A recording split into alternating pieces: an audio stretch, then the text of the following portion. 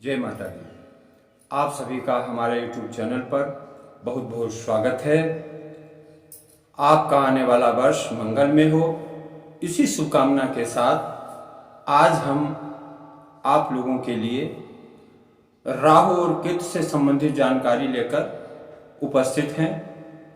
आज हम देखेंगे कि राहु और केतु का गोचर वर्ष 2023 में सभी 12 राशियों पर क्या प्रभाव डालेगा, किस राशि के लिए वो कैसा फल प्रदान करेगा, इस पर हम चर्चा करेंगे।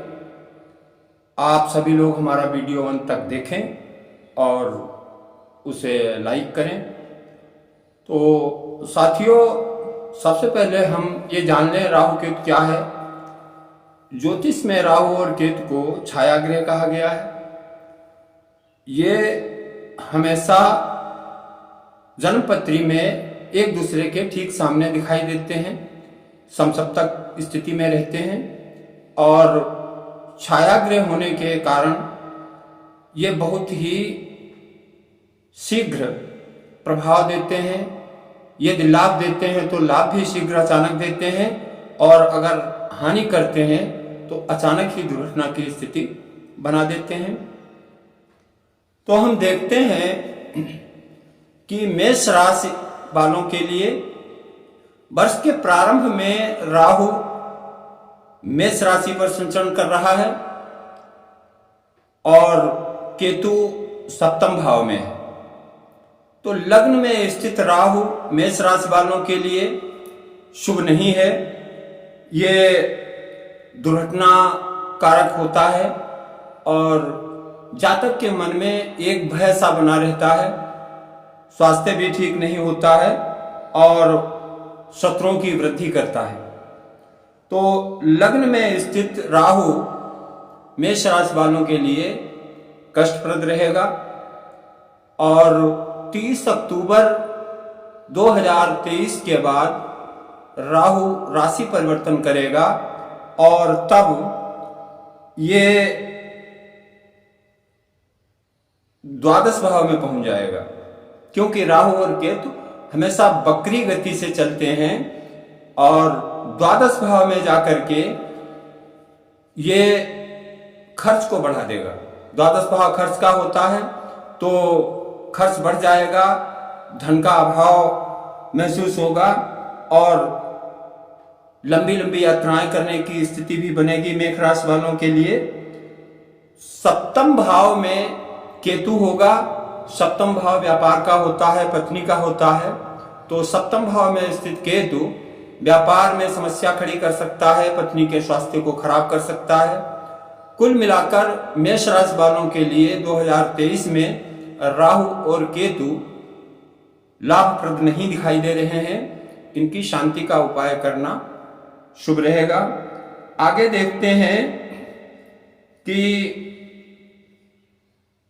वृष राशि के जातकों के लिए द्वादश भाव में राहु होगा वर्ष के प्रारंभ में और द्वादश भाव का राहु ये उदर रोग पैदा कर सकता है, आर्थिक स्थिति को बिगाड़ सकता है और शत्रुओं की तरफ से कष्टप्रद स्थिति पैदा कर सकता है। 30 अक्टूबर को राशि परिवर्तन करने के बाद वृष राशि वालों के लिए ये पहुंच जाएगा एकादश भाव में। एकादश भाव में स्थित राहु बहुत ही शुभ फल देता है। सामान्यता राहु जो है वो तृतीय भाव, षष्ठम भाव और एकादश भाव में ही शुभ फल देता है। तो वृष राशि वालों के लिए 30 अक्टूबर के बाद राहु एकादश भाव में पहुंच जाएगा और सभी प्रकार से लाभप्रद स्थितियां बनाएगा। पंचम भाव में केतु होगा। पंचम भाव संतान का होता है। पंचम भाव में स्थित केतु कहीं ना कहीं संतान के पक्ष में समस्या खड़ी करेगा और संतान पक्ष को प्रभावित करेगा। आगे देखते हैं मिथुन राशि वालों के लिए।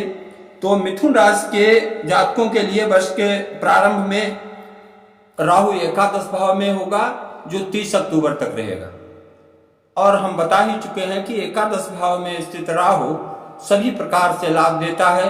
एक प्रकार से वो राजयोग बनाता है, सभी बिगड़े हुए कामों को सिद्ध करने वाला होता है, लाभ में वृद्धि करता है, शत्रुओं का शमन करता है। इसलिए मिथुन राशि वालों के लिए अक्टूबर तक का समय बहुत ही अच्छा रहने वाला है। लेकिन 22 अप्रैल को देवगुरु बृहस्पति के राशि परिवर्तन के साथ राहु गुरु चांडाल योग भी बना रहा है, तो बीच में अप्रैल मई जून का समय थोड़ा सावधानी से व्यतीत करें। और बाकी एकादश भाव का राहु जो है वो शुभ फल देता है। पंचम भाव में स्थित केतु संतान के लिए समस्या खड़ी करता है। संतान पक्ष पर विशेष ध्यान दें और लाभप्रद रहेगा। 30 अक्टूबर के बाद राशि परिवर्तन होकर राहु एकादश भाव से और दसम भाव में आ जाएगा। दसम भाव में भी राहु पराक्रम में वृद्धि करता है और रुके हुए कार्यों को बनाता है, लेकिन चतुर्थ भाव पे उसकी दृष्टि होने से घर परिवार में उलझने पैदा होती हैं, वाहन का नुकसान हो सकता है, माता का स्वास्थ्य खराब हो सकता है। इन पक्षों पर थोड़ा ध्यान देने की जरूरत है मिथुन राशि के जातकों के लिए। आगे देखते हैं कर्क राशि। तो कर्क राशि के लिए राहु वर्ष प्रारंभ में दसम भाव में गोचर कर रहा है, जो 30 अक्टूबर तक वहां रहेगा, और केतु चतुर्थ भाव में रहेगा। तो दसम भाव में गोचर करते हुए राहु जो है वो राजनीतिक स्तर पर आपको सफलता दिलाएगा, आपके यश मान सम्मान में वृद्धि करेगा और आपको आकस्मिक लाभ की स्थितियां पैदा करेगा। 30 अक्टूबर के बाद ये नवम भाव में पहुंच जाएगा और नवम भाव धर्म का होता है, तो आपके मन में धार्मिक विचारों को पैदा करेगा और धार्मिक यात्राओं का योग भी बनाएगा। लेकिन खर्च में वृद्धि हो सकती है और गुप्त शत्रुओं से आप सावधान रहें। ये कर्क राशि की स्थिति दिखाई दे रही है। सिंह राशि के लिए वर्ष प्रारंभ में राहु नवम भाव में गोचर करेंगे, तो मन में धार्मिक विचार पैदा होंगे, आकस्मिक रोग और शत्रुओं से सावधान रहना होगा। 30 अक्टूबर के बाद भी स्थिति अच्छी नहीं लग रही, क्योंकि नवम भाव से राहु अष्टम में पहुंच जाएगा और केतु द्वितीय भाव में गोचर करेंगे। द्वितीय भाव धन का होता है, अष्टम भाव मृत्यु का होता है। तो इस स्थिति में सिंह राशि वालों के लिए राहु और केतु ज्यादा पीड़ादायक दिखाई दे रहे हैं। शारीरिक समस्याएं पैदा हो सकती हैं और अचानक दुर्घटना या असाध्य रोगों से समस्या दिखाई दे रही है। तो राहु केतु की शांति करना सिंह राशि वालों के लिए अति आवश्यक रहेगा और थोड़ी सावधानी भी रखें तो ज्यादा लाभ की स्थिति बनी रहेगी। कन्या राशि के अष्टम भाव में राहु गोचर करेगा वर्ष के प्रारंभ में, और अष्टम भाव कष्ट का होता है, रोग कारक स्थितियां पैदा हो सकती हैं, अचानक दुर्घटना की स्थिति बन सकती है। तो कन्या राशि के लिए भी 30 अक्टूबर तक राहु की स्थिति जो है वो कष्टप्रद दिखाई देती है। 30 अक्टूबर के बाद राहु सप्तम भाव में आ जाएगा और सप्तम भाव में आकर वो व्यापार की स्थिति को प्रभावित करेगा। व्यापार में अचानक समस्याएं आ सकती हैं और पत्नी का स्वास्थ्य खराब हो सकता है, जीवन साथी से मनमुटाव या अनबन की स्थिति हो सकती है और कई नव विवाहित लोगों के लिए यह स्थिति ज्यादा खराब हो सकती है। इसलिए दाम्पत्य जीवन में बहुत ही शांति और संयम से रहना कन्या राशि के लिए शुभ दिखाई देता है। 30 अक्टूबर के बाद राशि परिवर्तन करके राहु सप्तम भाव में आ रहा है, इसलिए दाम्पत्य जीवन में बहुत ही धैर्य और संयम से काम लें। तुला राशि के लिए वर्ष प्रारंभ में राहु सप्तम भाव में गोचर कर रहा है और सप्तम भाव की स्थिति यह है कि सप्तम भाव व्यापार का होता है, पत्नी का होता है। तो सप्तम में स्थित राहु व्यापार को प्रभावित कर सकता है। अचानक व्यापार में कोई समस्या आ सकती है, व्यापार परिवर्तन की स्थिति बन सकती है और पत्नी का स्वास्थ्य खराब हो सकता है, पति पत्नी के बीच झगड़े हो सकते हैं और तनाव बढ़ सकता है। ये सारी स्थितियां तुला राशि के जातकों के लिए 30 अक्टूबर तक दिखाई दे रही हैं, क्योंकि 30 अक्टूबर तक सप्तम भाव में राहु रहेगा और लग्न में केतु गोचर करेंगे। तो लग्न में स्थित केतु खुद के स्वास्थ्य को भी प्रभावित कर सकते हैं और कई बार उदर विकार, कब्ज आदि गंभीर बीमारियां भी दे सकते हैं। इसलिए खान पान में विशेष ध्यान रखें। और 30 अक्टूबर के बाद में तुला राशि के जातकों के लिए स्थिति बहुत ही अच्छी आने वाली है, क्योंकि हम बता चुके हैं कि राहु अक्सर जन्म पत्री में सामान्यता तृतीय भाव, षष्ठम भाव और एकादश भाव में शुभ फल देता है। षष्ठम भाव होता है रोग, ऋण और शत्रु का। तो तुला राशि के जातकों के लिए षष्ठम भाव में राहु जब पहुंचेगा तो उसके रोग, ऋण और शत्रुओं को नष्ट करेगा। तो इस प्रकार तुला राशि के जातकों के लिए बहुत ही शुभ फलकारक हो जाएगा और वर्ष के आखिर तक अच्छा फल देता दिखाई दे रहा है। वृश्चिक राशि के लिए वर्ष प्रारंभ में राहु षष्ठम भाव में है। तो वृश्चिक राशि वालों के लिए वर्ष की शुरुआत ही राहु की कृपा मिलती हुई दिख रही है, क्योंकि राहु षष्ठम में है और षष्ठम भाव में राहु शत्रुओं पर विजय दिलाएगा, रोग और ऋण को शमन करेगा। तो इस प्रकार से वृश्चिक राशि के जातकों के लिए राहु का फल 30 अक्टूबर तक बहुत ही शुभ रहने वाला है। और 30 अक्टूबर के बाद राहु जो है वो पंचम भाव में आ जाएगा। पंचम भाव में आकर थोड़ा मन को विचलित कर सकता है, निर्णय लेने की क्षमता को प्रभावित कर सकता है, संतान के कार्यों में मुश्किलें खड़ी कर सकता है, मित्रों से वाद विवाद की स्थिति पैदा कर सकता है। तो इन चीजों को आप ध्यान में रखें और संयम से काम लें। संतान पक्ष पर विशेष दृष्टि रखें, उनके कामों को देखते रहें, तो राहु से मिलने वाले नुकसान से आप बचते रहेंगे। धनराशि के जातकों के लिए वर्ष प्रारंभ में राहु पंचम भाव में होगा। तो बता ही चुके हैं कि पंचम भाव में संतान के लिए समस्या होती है और मित्रों से अनबन होती है। तो संतान को विशेष निगरानी की आवश्यकता रहेगी और मित्रों के साथ सौम्यता बनाए रखें, अपनी सहन शक्ति को बढ़ाएं ताकि मित्रों के बीच वाद विवाद की स्थिति से बचा जा सके। 30 अक्टूबर के बाद राशि परिवर्तन होकर के राहु आपके पंचम भाव से चतुर्थ भाव में पहुंच जाएगा और चतुर्थ भाव में वाहन, मकान, जमीन, प्रॉपर्टी का होता है, माता का होता है। तो चतुर्थ भाव में पहुंचा हुआ राहु अचानक लाभ भी देता है, लेकिन माता के स्वास्थ्य को प्रभावित कर सकता है और मोटर वाहन से दुर्घटना का योग भी बनाता है। इसलिए वाहन का प्रयोग करते समय आप लोग सावधानी रखें और राहु की शांति का उपाय करते रहें।